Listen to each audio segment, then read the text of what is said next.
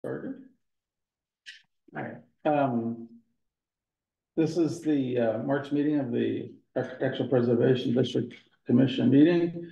We will be recording the meeting. We're doing this via Zoom, and so far I haven't seen anybody ask to be entered into the discussion. But if so, we would ask that they raise their hand if they want to ask some questions, and I'll acknowledge them. And of course, public participation is always encouraged. The meeting will be available on the town's public access YouTube channel probably sometime tomorrow. So with that, is there any comment from those in the public? And seeing none. We have minutes to approve from the 13th of February 2024 meeting. Thank you for getting those to us, William. Is there a motion to approve the meeting? I make a motion to approve the minutes as presented. Is there a second? Second. Okay, all those in favor of approving the meeting minutes from our 13th February meeting, say aye. Aye. Aye. Any opposed? Okay, so that has been approved. And then, William, I noticed that some of the meetings are being posted on the town's agenda and meetings website, but some of them aren't. I'm assuming you're sending those to the town clerk, or I think that's who gets them. I'll take a look and see which ones are missing. Yeah, I know I've sent the 8 August meeting minutes to the town clerk, not once but twice. I haven't seen those posted yet, so Okay. I might have to do another follow-up just to make sure that they didn't get lost in her inbox. The next item on our agenda is correspondence. Let's talk a little bit about my conversations with Brian Gingras, the town manager. We're going to do this in 2 parts. One is we'll talk specifically about solar and under our current business agenda item. But I wanted to just mention that I'd come by and I met with Brian, and we talked briefly about 50 Main Street, and he was going to go by and take a look at the structure. That's the old Methodist church. And then we're talking. So where are we on the agenda right now? I'm just talking about my correspondence with Brian Gingras. At our last meeting, I said that I would stop and have a chat with him. I also wanted to meet Annie Aubrey, but as it turns out, Annie's not working in this building. She's not. Oh, okay. She's not working over at the town hall. She's kind of an extra administrative assistant to the town manager. Who's Brian Gingras? He's the building commissioner. Okay. Yeah, so, we met him by Zoom. Right. So can we maybe hold that part of your correspondence? Yep. So we talk about the other part? Yes, but I just wanted to mention the other thing was the town does not have a land use director, which I think is critical for our business because a lot of things are, come through that individual. And he told me that they've been actively looking for someone to act as land use director, and they can't get anybody interested in applying for the job because of the amount that it pays. And I guess it's a $92,000 to over $100,000 position, but no one of interest has applied for the job, which is the reason why Annie Aubrey isn't in this building. She's now over at. She's the assistant. She's the assistant. Yeah, she took Elaine's job. Yeah, she retired. Yeah. So they've hired I think a contract. And when I met with Brian like 2 weeks ago, he said that they've hired a contract person who stops by and does some business with members of the planning board. But then I noticed just coming in today that they've also hired temporarily, it looks like, Josie Gilchrist, and she's been managing the master planning process that the town's engaged with right now. So she's just listed as interim administrative support. So I'm not sure what that means. But for us, I think that not having a land use director has an impact, because if you read the guidelines, the application, the certificate to alter application comes in through the land use director in this office. So we'll have to kind of manage and monitor and make sure that if somebody is going to apply for a certificate to alter, that there isn't, some failure because there's no one in that position. Right? So there's no one in the land use office? There's no. Correct. Josie's in the morning. When did Josie come on board, Chris? Do you know? She's on two-week contracts. And I want to say she's in her 2nd or 3rd 2-week contract. And she's in the morning really for customers that walk in to take paperwork and then she passes that off to the board, is my understanding. Okay. And that's only because my office is in the building, so I kind of pay attention. Well, I was surprised when I saw her name on her, because she's been actively engaged in the master planning process as a volunteer. So, which is good, you know, I think it's good that you have the continuity. All right, so that was my conversation with Brian. I told you I was gonna stop by at the last meeting, just wanted to bring you up to date. So let's go into the current business. The first item on the agenda under current business is the cupola, and I'm gonna ask Tyler and Bill, why don't you come join us? Sure.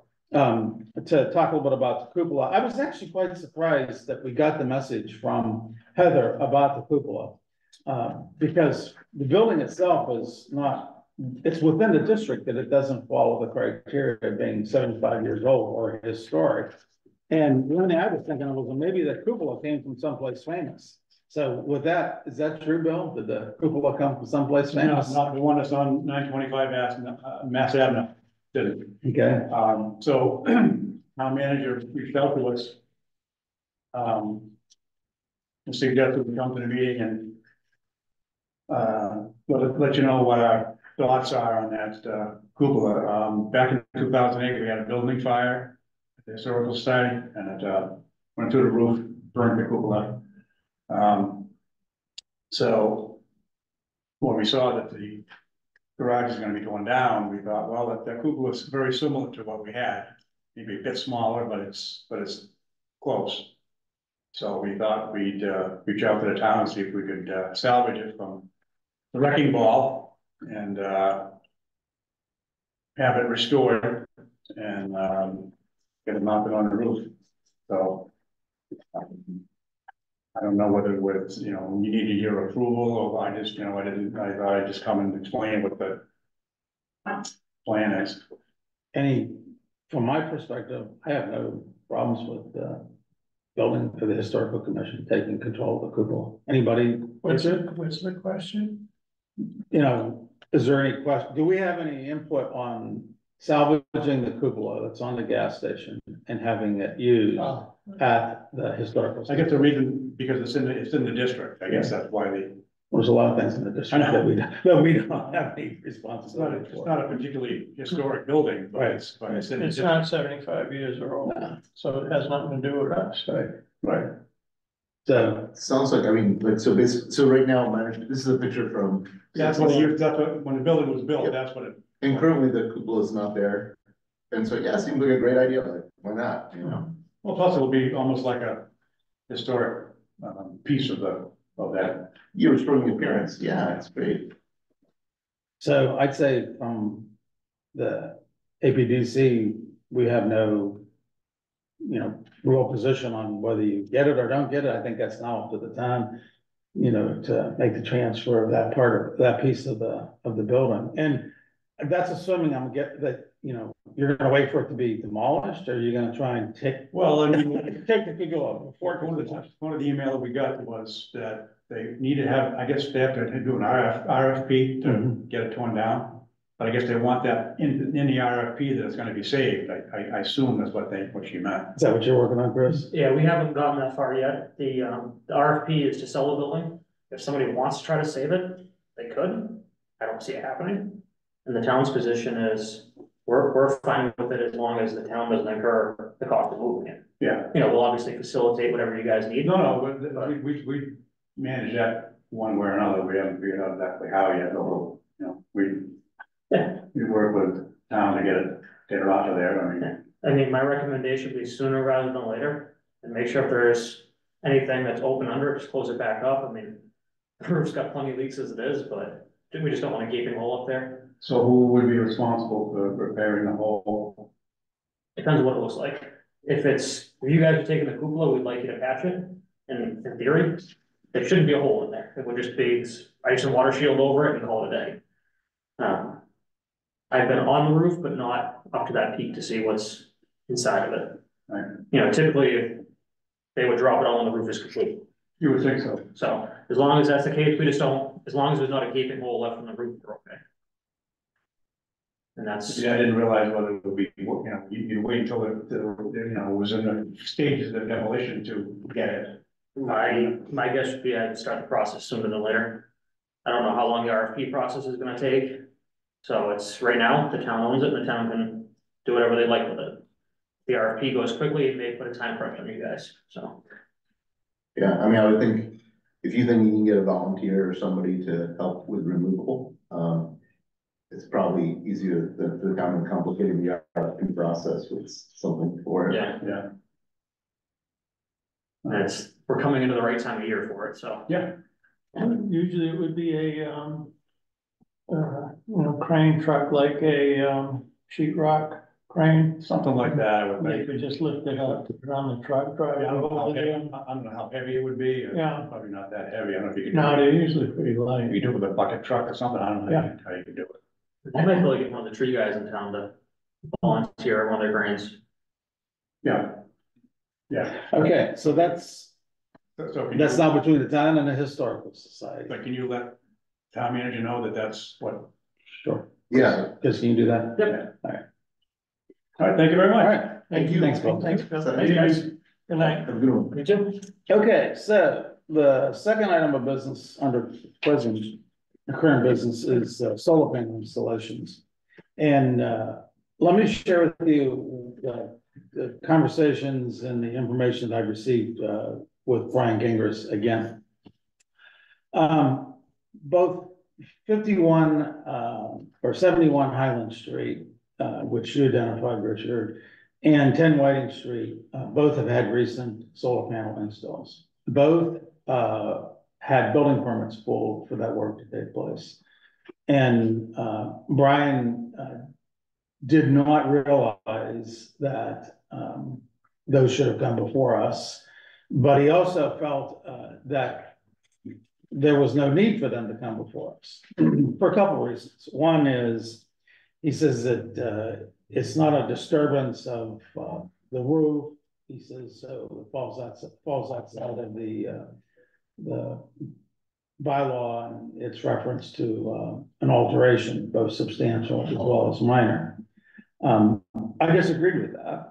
And, but then the other thing that he brought up, which I think is pretty significant, and this kind of goes to the issue of us reviewing solar installs, is that Massachusetts General Law, Section 40 says that you can't legislate against putting solar anyplace. And I came back to Brian and said, well, we had a special town meeting warrant item that dealt with approval of a freestanding structure, that was going to get solar panels, and the planning board chairman got up and said, we need to look at all of the town's solar bylaws, in particular freestanding solar systems.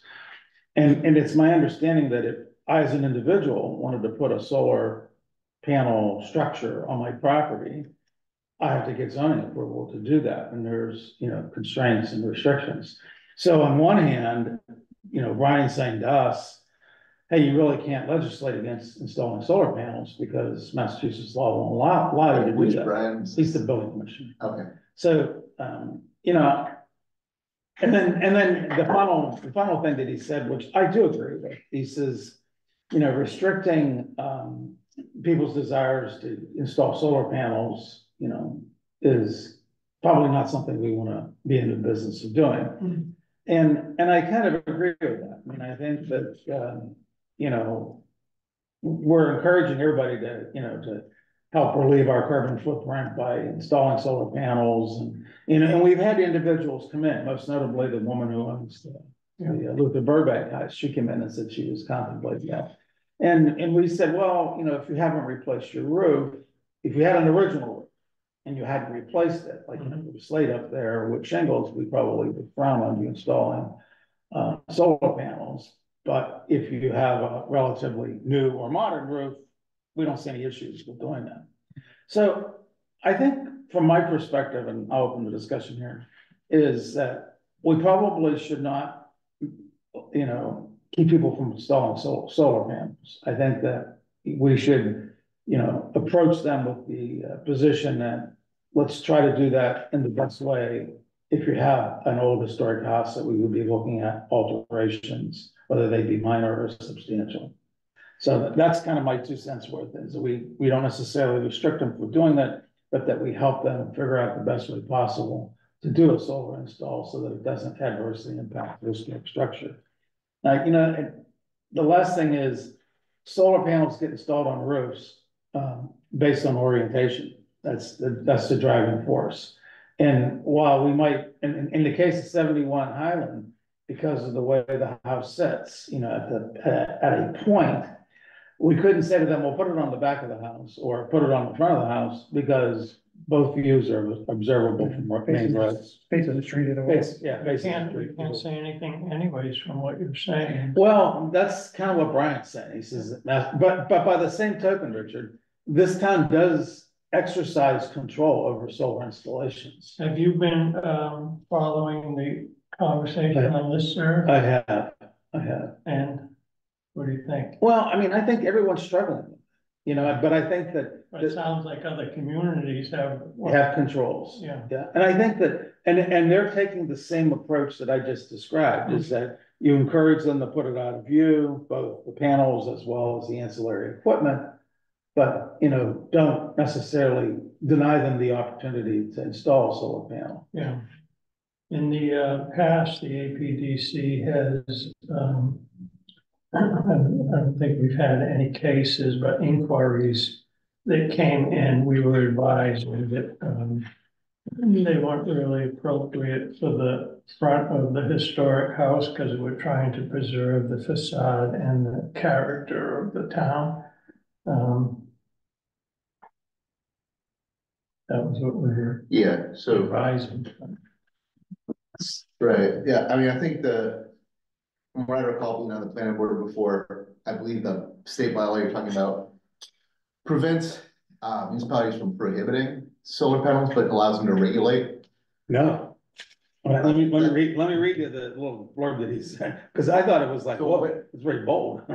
Yeah, all right, so that's my understanding of it. We need to talk to town council to get much further than this, but we did pass these bylaws with review from town council not that many years ago. So unless the statute has changed since then, which is entirely possible, that is my understanding. We can regulate, but not prohibit.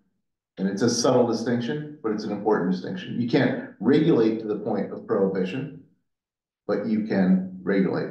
So I think before we get too deep down that rabbit hole, we should find out exactly what we can or can't do. In principle, by the way, I agree with you. Like, I don't think we should be. I very much agree with you on, like, if we could wave our magic wands, and we can talk more about that in a second. So the current bylaw, I agree with Richard, does basically discourages putting solar panels in view, and I think that's a problem. Like, I think we should. It's ambiguous, so I think it does, at least at the very least, it gives us discretion on certain grounds to prohibit them because they're facing the street or they change the historic appearance. Personally, I think we should clarify the bylaw to make,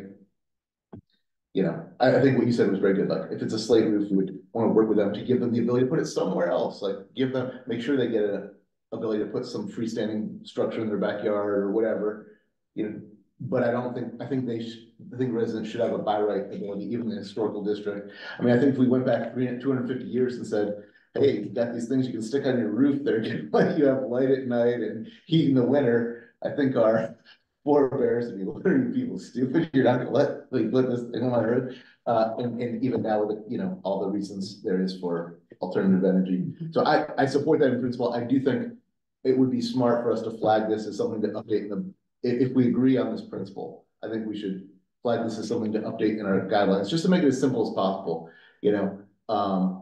so you have, by right, we would, maybe have a review process if you have essentially like a historic roof. Historic roof means like what, slate or copper? I mean, like, if you have architectural, there should be no issue about putting the stuff over asphalt, shingle, or whatever, rubber roof or whatever. That's my opinion, but so we should codify that, have a process for approval if it's not a historic roof. But I would say the status quo we should resolve with legal, because I don't think it's as open and shut as you think it is. And Brian does. Based on the That's language, fine, no, I get it, you know, look, I'm just, yeah. I paused mainly because I was on a board that had that regulated this stuff based on a legal review from council. So the law is a tricky thing, and I think we should, you know, get the legal help before we. What I would, propose that we did, I don't wanna take on changing the architectural preservation bylaw for solar. What I would propose is that we go to the planning board and say, cause they're kind of the overarching body that dealt with creating the bylaw. And say, and the planning board chair at the special town meeting in November specifically said during his presentation of the warrant on this solar freestanding structure for solar panels, he specifically said the planning board is going to take a look at all of the regulations that we have that affect solar installs. So rather than us trying to do that on our own, I would propose that we go back to the planning board and say, have you followed up on that comment that was made at the special town meeting in November? And let them decide on whether, because what Brian said was that not only does MGL 40 not allow any restrictions, he says that there's currently more legislation before the legislature in Massachusetts to make it even more difficult for towns to propose controls or regulations over some solar installs. All right, yeah, so I mean, so I guess I don't care who changes the bylaw, I'm fine with getting someone else to do it. I do think we have talked about reviewing our own bylaw at some point in the near future, and I hope to do some more work on that soon myself. I was supposed to have it done this summer, and last summer, I didn't. So, but I'm fine with them doing it ahead of us. I'm fine with them future-proofing it for future laws, that's all good, I guess. But if they don't take it out, I think next time we make proposals for changing our guidelines, or, you know, our bylaw, I think we should. The other reason why I think it'd be better for the planning board to do it is that we're only responsible for reviewing solar. We're only responsible for reviewing solar installs on a very small portion of the town.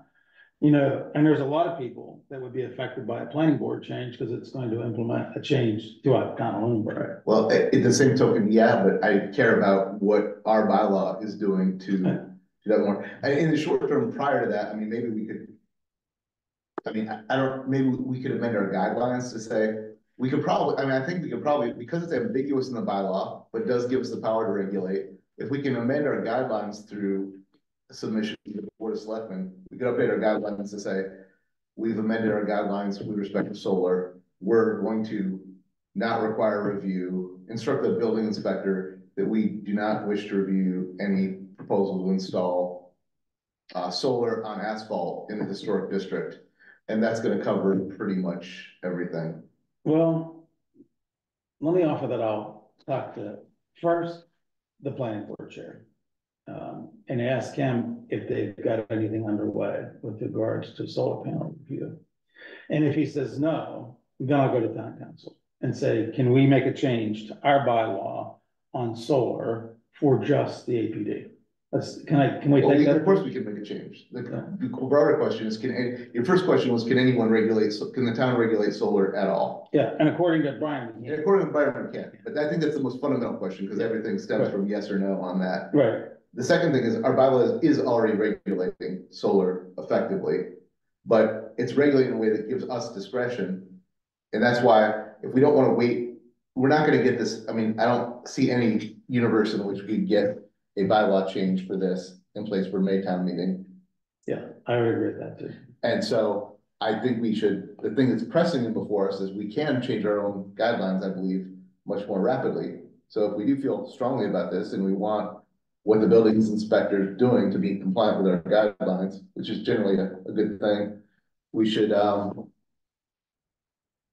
propose to update our guidelines to be in alignment with it. Seems like, yeah, I mean, speak up if anyone feels differently, but it seems like we have a pretty nice consensus here regarding how we feel about the actual installation of solar. Okay. All right. So, any other comments about solar? Well, yeah, okay, so I make a motion to change our guidelines, to bring them into alignment with the consensus we just discussed regarding installation of solar in the. Is there a second? The consensus we just discussed specifically what? What I heard just now is that nobody on the Architectural Preservation District Committee or Commission has a we all feel that it should be either very easy to do or by right to be able to install solar panels on asphalt anywhere in the historic district. We could get into a deeper discussion about, handling the equipment related to the solar panels and, what efforts should be taken regarding that. But the general consensus I felt was that where it's not interrupting a truly historic feature of the building, and it's even if it is impacting appearance, meaning outward facing towards the street, that we all believe on balance, we want to make it as easy as possible for folks, even in the APDC, to install solar essentially over asphalt or rubber. Okay. Is there a second? I'll second that. I'd like to hear discussion further on My only discussion is, I have a set of guidelines that I wanted to vote on tonight. it. Because one of the things that I want to do is address the bigger issue of people not knowing that they have to get certificates to alter for things like solar panel installs. Yeah. Is that I want to get the guidelines approved, and we have if we approve tonight, we have a 35-day holding pattern. This shouldn't take that long. Do we agree on this principle or not? But then someone has to go back and draft language to go in the guideline. Yeah. And I don't want to wait till next month's meeting, because I want to get the guidelines approved so that we can send them to the select board, get the 35-day clock started, get the 35-day clock finished, and then send out a mailing to everybody who's in the APD that says, you're in the APD, you have to get, approval to do certain things, and here is the bylaw, and here are our most current approved guidelines. And if you have any questions, come see us. And the longer we delay this process, I think the greater likelihood is that we're going to find out about installs when we drive by them, not when they're stopped by the building commissioner. Makes sense. So that's my only. I'm not proposing, so, I would say, I think this other guideline revision, it's like, it's gonna take time. Someone's gonna have to write it. We're gonna have to review the language.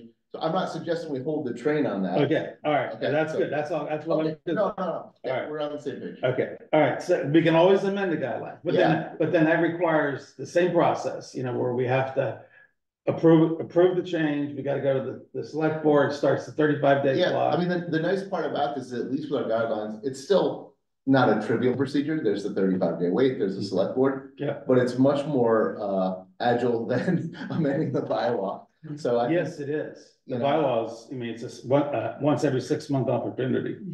Okay, so I think we've had a great discussion about what we believe. Yes, I'm sorry. Motion and a second. Yeah, all Do we right, have- thank you. I have to call the question. All those in favor, say aye. so in favor Of your motion, of of your motion to Or- add solar to the Or guideline. do we change the motion to adjust the guidelines to e-solar installation at the next guideline revision? That would be, that, you want to make that as an amended motion? Well, I guess, yeah. That's what we kind of talked through. If that would be amended motion. I guess what I'm proposing is, we're gonna discuss the more mature, meaning like he spent more time on it, and it's further along in terms of actual language. That bylaw revision, the goal is not to encumber that, let that go. But the proposal here is to commission this committee to begin another revision that can be submitted on its own as soon as we complete that language and review that language.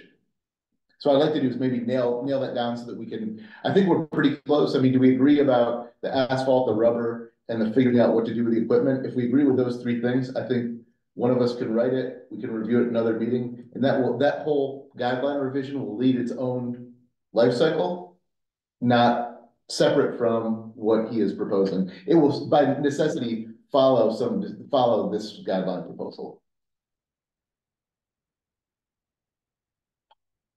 All right, so do we want to amend the proposal? Trying to work on the verge. So, yeah, what I'm saying is basically like, your thing is in flight, right? I used to be a computer programmer, so we would change code, we would submit the code, it would get incorporated in the product. We're gonna do a guideline release. We're gonna send we're gonna talk about your proposal, decide to send that through for approval or not. It's gonna get approved, incorporated in the guidelines. In the meantime, we're gonna queue up this next one, and that's not gonna wait indefinitely for some other guideline change. We're gonna start sending that one down the conveyor belt too, and it will go through the same process when it's ready. Okay, Okay, how does this sound? Member Lockwood motions the commission to adjust guidelines to e-solar installation as a future guideline change. Yeah, I'll second that. Hmm? Okay, so let's vote on the amended motion as presented. All those in favor say aye. Alright. Aye. Okay, all right, so I think that's what we'll do. And part of that, once again, Nathan, I feel like we need to work this in partnership with other members that are involved in, like the planning board and perhaps the town manager or town council. And I think that, well, I mean, here in this case, based on everything I've heard today, I don't think we do. Because this is solely about a restriction within our own, the interpretation of our own bylaw, which is governed by our own guidelines. So I mean, I'm all for playing nice in the sandbox, but we can just move this through. No one else is gonna care about this in theory, except for. We could move it through, but it'd be nice to have more information and input from, Okay, other. does someone if you wanna take a motion to instruct the chair to seek clarity from the council on. yeah, On, we don't need a motion. I'll talk to both the town council and the planning board chair. okay, So okay, that's an action. That's fine. That'd be an action item for me. Yeah. All right, so now. That agenda item is now closed. Under old business. but celebration here, like we all like the fact that we all agreed on what the general nature of the regulation, that's pretty cool. I think and that suggests that we're on to something that probably most people are going to, read, so good stuff. I would agree with that. Okay, recruiting a new commission. I think I mentioned at the last meeting that I had reached out to Kim Duffy. She was an individual who's been participating in master planning change discussions. And she has indicated to me an interest, but Tuesdays are bad days for her. So she says I can meet on Thursdays. And what I would like to do is contemplate a change back to our old schedule of Thursday meetings. First Thursday. Well, I think we were meeting, was it the first Thursday? I'll go back and look, but it was a Thursday. It was either the first or the second Thursday. And we got forced into coming back into the second Tuesday of the month because we were using the main conference room here in Ritter. And that had already been spoken for. This is according to Ellen Griffin, Assistant Town Clerk. So if we can accommodate a new member, are we willing to do that? I'm fine with that. Yeah. Sure. David, Okay. it doesn't worry about All it right. anymore. So what I'll do is I told her that I would report back to her based on our meeting and our discussion this evening. And then before I do that, I will go back to Ellen Griffin, who's the keeper of the town schedule of meetings, and say, can we go to a Thursday meeting night? And I'll verify whether it was the first or the second by looking at meeting minutes from previous years. Mhm. And if she says yes, then we'll schedule not our April meeting, but our May meeting for that day. Does that sound reasonable? Sounds good. Okay, all right. One thing, the historical commission has its meetings usually on the second Thursday of the month. So Okay. you have to let me know so that I can attend both. Yeah, I'll go So back. I can change my meeting to the first. I got it. I'll go back and look at our old meeting schedules. Okay. All right. Okay, so the next item here is APD property owner notification, which I think is really critical. The fact that we had two instances where people applied for building permits and structures and didn't come in with requests for reviews. an indicator we got a problem. And the sooner we get that fixed by notifying people, I think the better off we'll be. And you should notify the real estate agents in the area Yeah. also.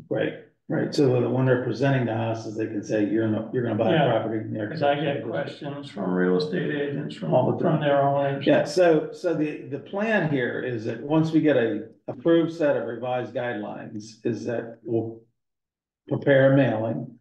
It will go out to all the property owners, and we'll put together, you know, a little bit of a brochure that says these are the kind of things, and maybe use some real life examples of projects that we've looked at and what the outcomes were. The biggest one that's gonna scare people are windows and doors. You know, and I think we can manage that. And I think fundamentally what we want to say to people is that, you know, we're here to help. You know, if you bought an old house, you obviously knew you bought an old house, and, you know, we're here to help you keep the integrity of that house to the greatest extent possible, at the same time, allow you to live in the house with, you know, as a modern home. So that leads me to say, I'm looking for a motion to approve the district commission guidelines that I sent out. I apologize for not sending them to you sooner, but when I went back and looked at the changes that we discussed at the February meeting, there were only a couple of little typos that I had to fix. So if you looked at the document in February, what I presented to you today, and here's the hard copy, is the revised guidelines. It includes just 2 appendices, the new form that we've created, the determination of applicability, and then it includes a revised certificate to alter. I had no discussion response from anybody other than Ann Aubrey about fees. And I asked her specifically, what does it cost to pay to post a public hearing notice? And it's $40 to post a public hearing notice. So my fee structure is based on an hour to handle the processing of a public notice request and the cost for the public notice fee. So the fee would be requested of the applicant for a certificate to alter. There would be no fees requested for anybody that wants to ask for a determination of applicability. There'd only be a $65 fee for those who are going to go into the certificate to alter application process. We had a lot of discussion about should we have fees, not have fees, you know, who paid, what do the fees pay for? No one can really tell me what the fees pay for, you know. So I said to Ann, well, how much does it cost to post public hearing? She goes, $40. So I says, all right, that's going to be the basis for our fee structure. So I'll entertain a motion to approve. Well, yeah, so sorry, I was out of commission in February. This was first delivered for the February meeting? Yeah, and that's the cleaned up copy. Is there a red line copy? I sent you a red line copy. Okay. And once again, you know, I got rid of the big, long flow chart picture, you know, I've simplified that. It also basically says, we want everything electronic. If you don't want to do electronic, then you got to bring one set of plans and application. This is for the certificate to alter application. You know, you have to bring that to the town clerk, and then you have to bring 6 full-size copies, full-size drawings to the land use director, you know, if you're going to give us a piece of paper. If not, we make it very easy for them to submit everything in a PDF format. You know, so we get plans, we get the application, we get any kind of description letter, that would all come to us as a PDF. And the individual, so that's spelled out in the changes as well. So, and like I said, when I went back and revised the document, you know, it was more of an elimination of things than it was. And probably the most significant add was this determination of applicability and applying for a certificate to alter, you know, indicating that there's kind of a 2-step process. First, if it's simple, just tell us what it is and we'll give you an answer. If you think it's going to be more complicated, you can still go through the determination of applicability process. But if you think it's more complicated and is ultimately going to require a certificate to alter, then you can just send us the application directly and we detail how to do that. So if we approve the guidelines tonight, We approve a new certificate to alter application. We approve the creation of a new form called determination of applicability. And basically a reduction in the content of the guidelines themselves. And after our approval, we send this to the select board and we will ask them to give us their input. And if we receive none within 35 days, according to the APD bylaw, the guidelines are now in effect. And once the guidelines are in effect is when we would send out the property owner notification. When I transmit the documents based on our vote tonight to the select board, I will offer them an opportunity for me to appear before them to address any questions or comments they might have about the changes. And obviously, you're all welcome to join me if they accept that request. So. Gotcha. I had one note that I made. I'm trying to find it.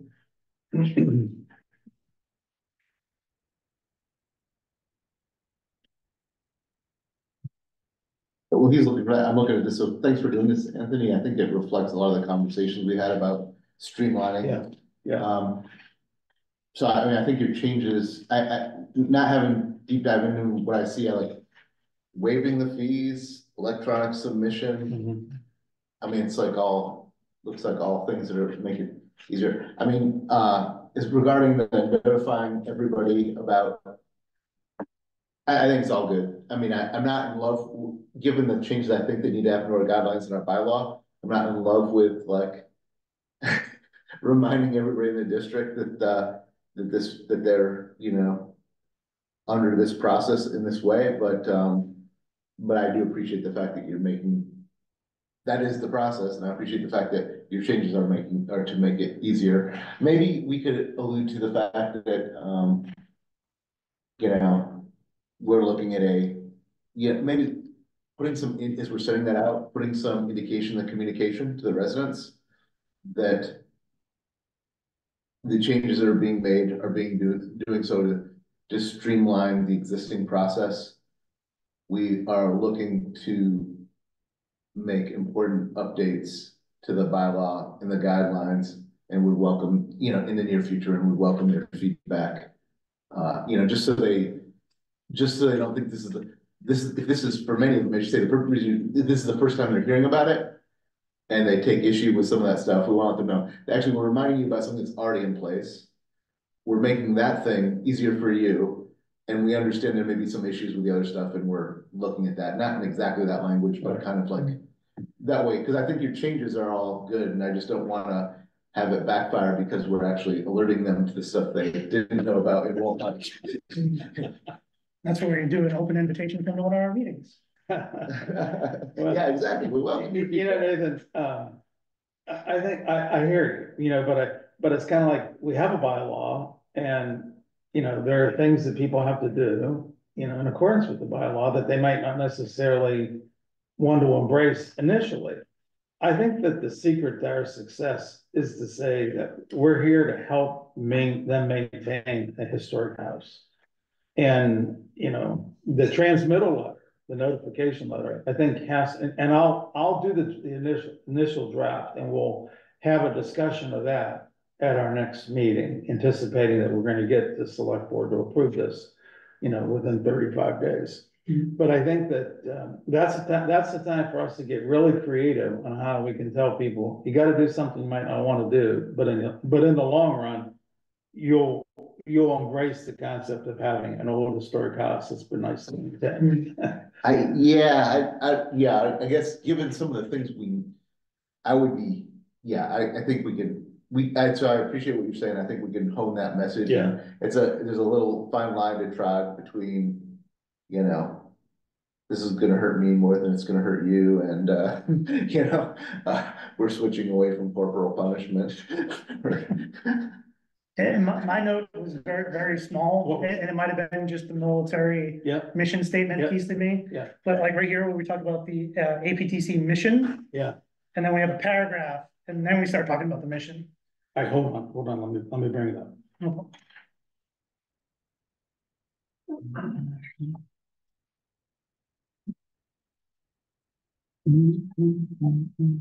You know, you're actually looking at a piece where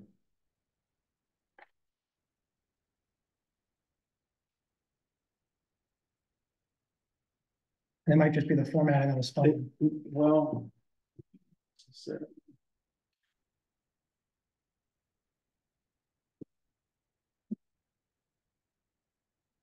you have like a section, We talk about the mission statement. page 4, all right, hold on. This is one of the things I love about.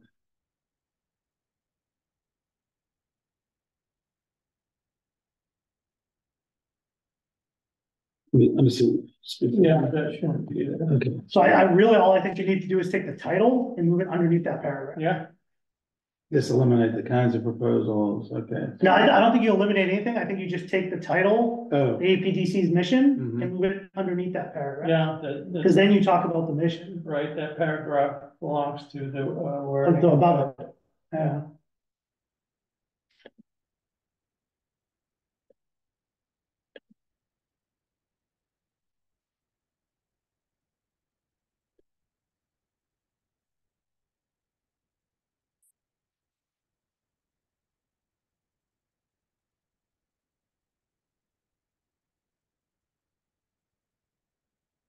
and so the other section, the kind of proposals is really, all right, I just made that change. Yeah, that's the only thing I found when I read through it, so. Okay, Like I said, that's the Air Force, like, here's our mission statement, it goes right into Well, the you know, mission statement, so I was like, I didn't draft that part. In fact, I tried not to change any of the stuff that was like, what I'd call like boilerplate from before. mhm. All right, so I just made that change. All right, anything else? All right, so I entertain a motion to approve the district commission guidelines. Second, All those in favor say aye. Any further discussion? All those in favor say aye. alright, Okay, so now that piece of business is done. And I'm so pleased to hear that we finally got that Yeah, accomplished. that's great. Because that's like the next step to getting more people engaged with this Yeah. process. All right, let's talk about 50 Main Street. Nathan, have you had a chance to talk to the property owner? I did, so I've been a little bit, I did try to reach him this weekend and I went today and I caught him while he was on a call.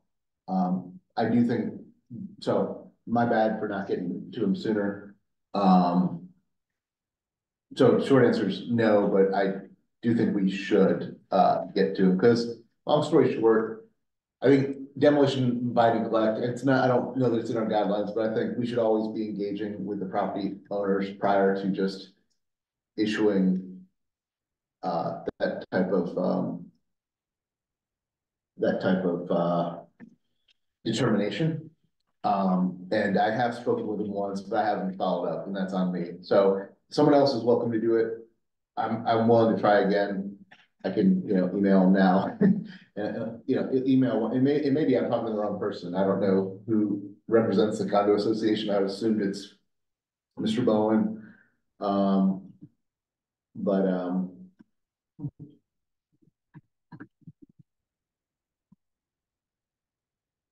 Well, the bylaw says that we should invite the property owner to meet with us. Yeah, I think given our, I think a private meeting with one of us, with the property owner, off the cameras, off the recordings, is probably a good way to start that process. Mhm. And maybe even a couple of those, depending on how that goes, just to build trust and show that, it's about getting the right result and working with the person. It's not just about the process. So, I understand this is taking a while, and mainly because I reached out to him like 8 months apart or whatever, or more. But I do know that there is a high level commitment to that property from those owners. They're doing, improvements on it now. They continue to work there. They didn't improve it before. Actually, they just had some stuff they're doing repairs on right now, in general, we've talked about this. I think it's in our best interest to use more carrots and sticks, and I think you just put it well. You said, we want people to know that first and foremost, we're here to help them as we are pursuing our mission of, historical. I think it would be wise to do a single individual from the commission to meet with the property owner. Yeah. We can't- we can't do- No, it's open meeting by law, Can't do two. well, we can do two at the same time. Yeah. Yeah, I agree. So can you? Yeah. Get that scheduled in? I'll get that scheduled. All right. Because, Brian said he was gonna take a look at the building, but he says, you know, I really can't hardly do anything. He says, and you really are. He says, you know, it'll be difficult for you to force the issue. He says, you know, any kind of a carrot and stick approach that you can take would be wise to engage. So I agree. Yeah, I think, I mean, without getting into too many details, I think in addition to being the right thing to do, it's also in our best interest to do it that way. Yeah. Okay, any other old business that needs to come before us? Richard? No. Nathan? I'm good, thank you. Okay. Thanks again for all your work to streamline the process. That's a big win. Looks good. There's no public for closing comments, so we'll agree to our next meeting being the 9th of April. And then once again, I will pursue evaluation of making our May meeting be a Thursday meeting. And hopefully entertain a new acceptance of a new commission member. Motion to adjourn. Second, all those in favor? Aye. Thanks for coming, guys. Thanks.